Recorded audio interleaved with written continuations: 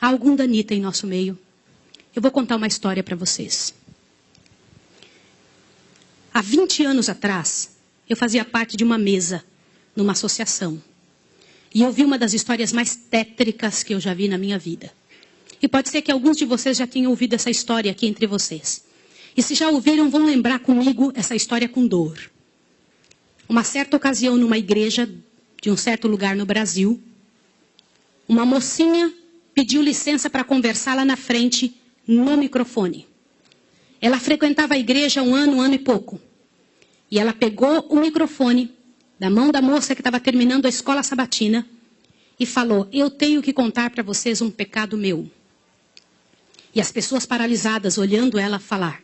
E ela disse: eu quero contar para vocês. Estava ali na igreja naquela hora, o pastor se arrumando ali, ajeitando alguma coisa.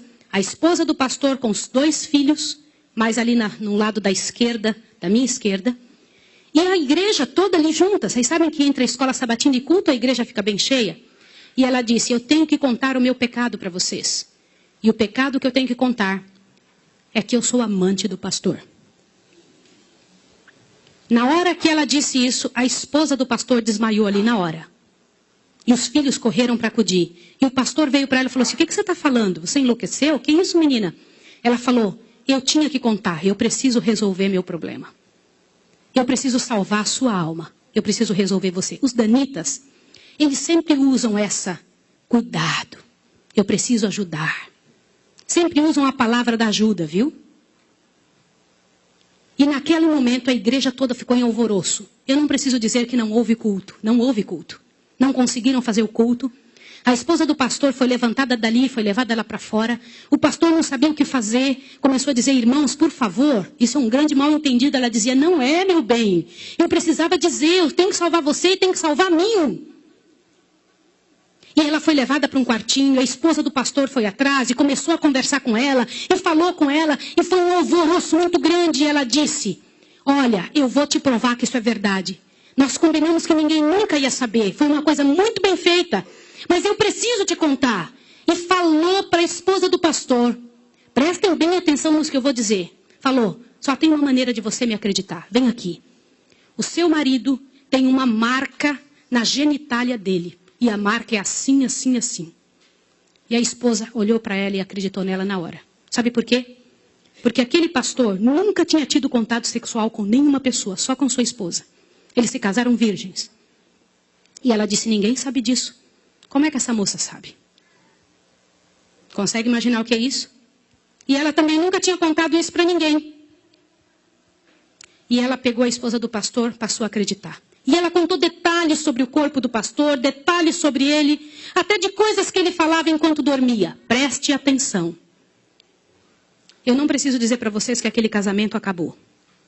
A igreja todinha daquele pastor entrou num estado de bancarrota que vocês não têm ideia. Uma palavra, como diz Tiago, pode estragar a vida de uma pessoa para sempre. Sabe quantos anos se passou dessa história? Até que eu fiquei sabendo, isso foi há 20 anos atrás que eu fiquei sabendo. Já tinha se passado 20 anos que isso tinha acontecido. Por que eu fiquei sabendo dessa história? Foi numa mesa, numa comissão, numa associação. O presidente um dia nos chamou e disse o seguinte: irmãos, eu preciso da ajuda de vocês de oração por algo. O que foi? Há 20 anos atrás aconteceu a história de um pastor e contou toda a história para nós. Foi numa igreja assim, assim, assim, e nós tiramos a credencial desse pastor. E esse pastor foi para um sítio e ficou sozinho. A esposa dele é casada, tem outros filhos, está vivendo a vida dela. Mas eu fui chamado, olha o presidente nos contando. Eu fui chamado há alguns dias na casa de uma senhora com os cabelos todos brancos morrendo de câncer. E essa mulher morrendo de câncer pediu muito para falar com um pastor. Mas tinha que ser o presidente da igreja adventista. E eu fui até lá porque eu sou o presidente. Quando eu cheguei lá, a mulher me contou que ela tinha sido a moça que tinha falado aquilo do pastor. A amante, a suposta amante do pastor.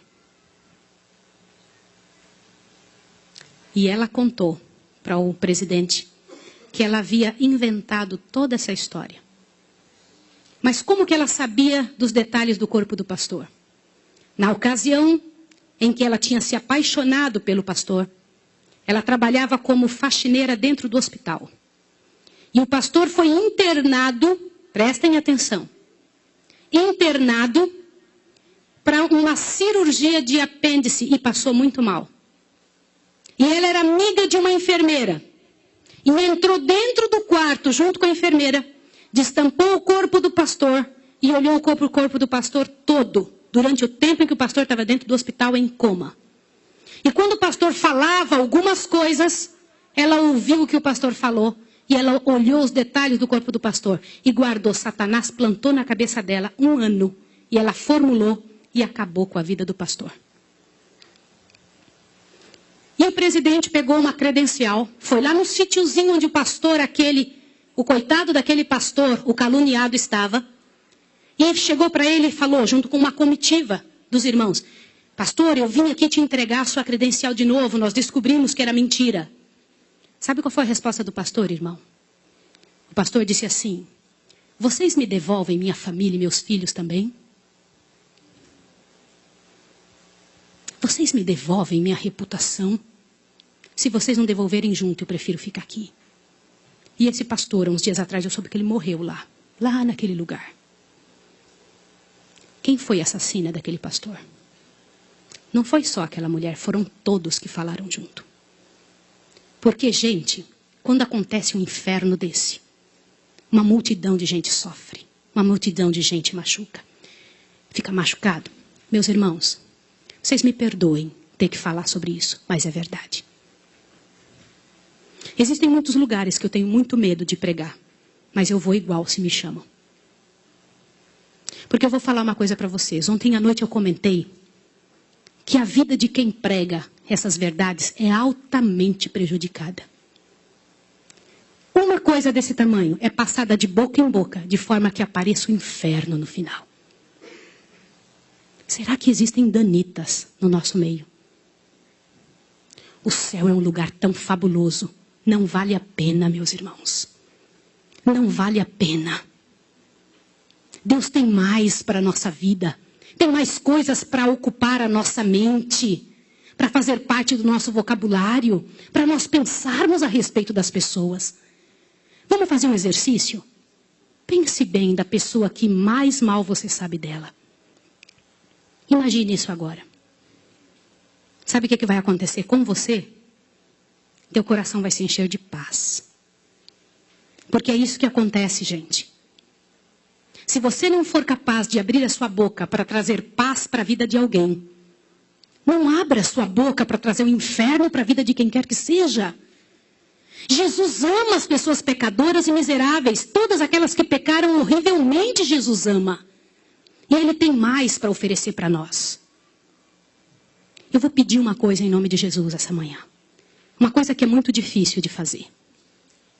Mas se há alguém em nome de Jesus que falou algo de outra pessoa, ainda que seja verdade, e que não pediu perdão, que peça perdão a Deus agora e corra e peça perdão para a pessoa.